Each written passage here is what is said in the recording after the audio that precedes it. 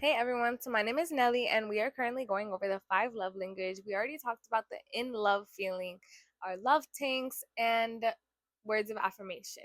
So right now we are on number two, love language number two, which is quality time. Make sure you watch the other videos and then come back if you haven't, okay? So quality time is undivided attention. And I really want to put a big emphasis on undivided. Undivided, undivided, undivided. It is not enough. It's not enough to just be in the same room as someone else and think that that's quality time, because it's not quality time. If your attention is somewhere else, you're spending quality time with whatever your attention is on. If we're sitting in the room and we're all just on our phones, the videos that we're watching have our attention, not our partner. Spending time together communicates that we care about each other, that we like spending time with each other, and that we like doing things together. You know, not doing so can communicate the opposite, which can obviously be an issue. Aside from quality time, it's really important to have a quality conversation.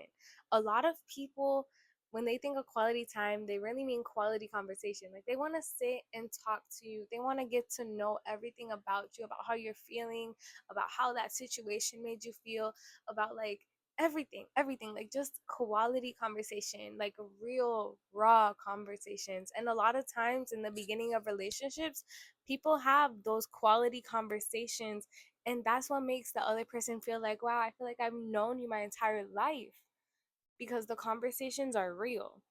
And unfortunately, sometimes it kind of just, most times people want to be heard and they want to know that the other person is actually listening to what they have to say, not just listening to respond or listening to give unsolicited advice, just listening. People just want to be heard, but like really be heard, understood.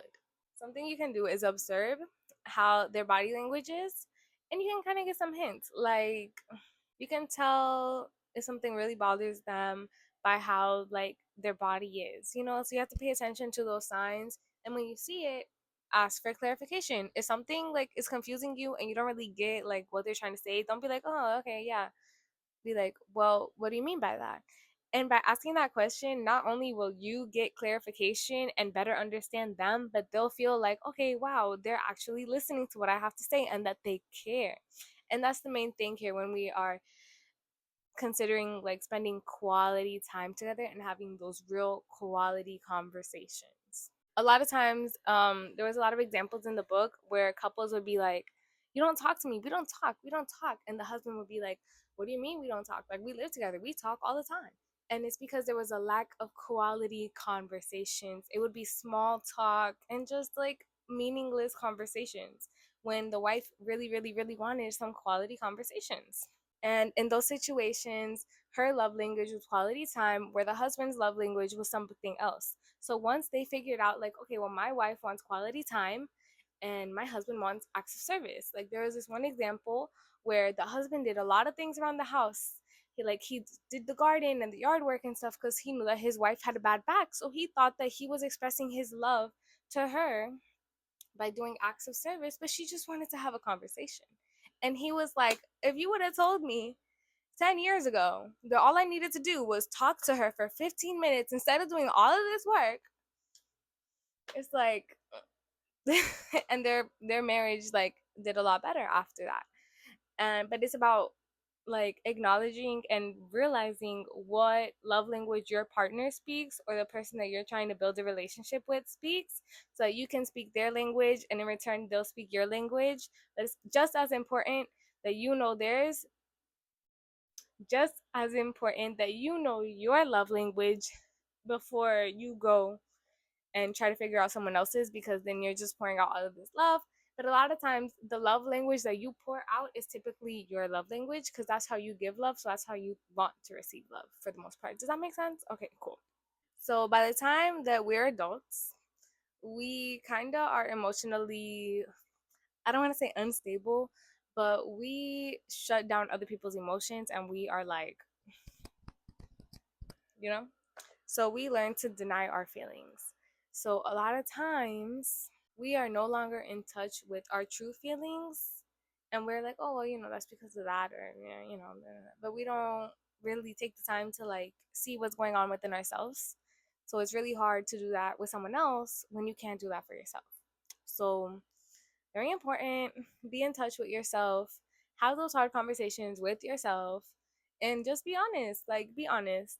Be honest, guys. Be honest. Practice noticing your emotions. So I want you guys to take this exercise and start doing it, right? In my notes, I have written um, practice noticing your emotions. Event, tailgater. Emotion, angry, because why are you up my tail, right? Event, gas station. Feelings, very upset. I don't know where I was going with that, but event, work project due. Feelings, frustrated and anxious. So, oh, there's more. There's a back page, y'all. There's a back page.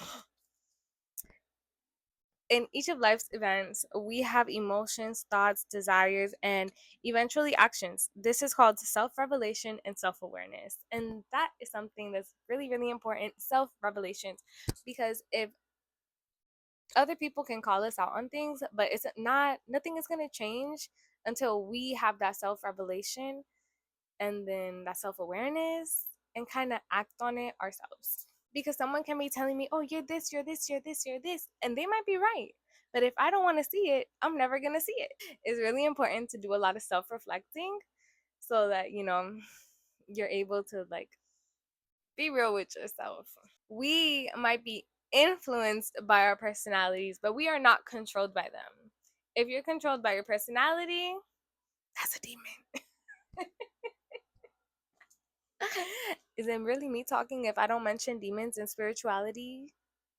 These entities is coming for us. And we're just over here, akikiki, akikiki. No. At the end of the day, we are in control. We are in control, not our feelings. And if our feelings are in control, then that's backwards and we got to work on that.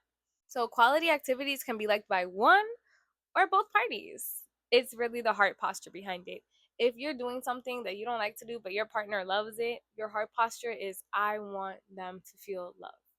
If you're doing something that you guys both love, amen, that's amazing. Keep doing it. The main purpose is to do something together, to spend that quality time or to have that quality conversation so that your partner's love language is being talked and that their love tank is being filled. But these are limited by your interest and your willingness. And not so much your interest, but way, way, way, way heavy on the willingness. Because if you're not willing, then there's just nothing really to do about that situation. It's kind of like, you feel me? So, one of you wants to, the other is willing. You both know why you're doing it, and you're doing it because you want them to feel love. Quality time, quality conversations, love language number two.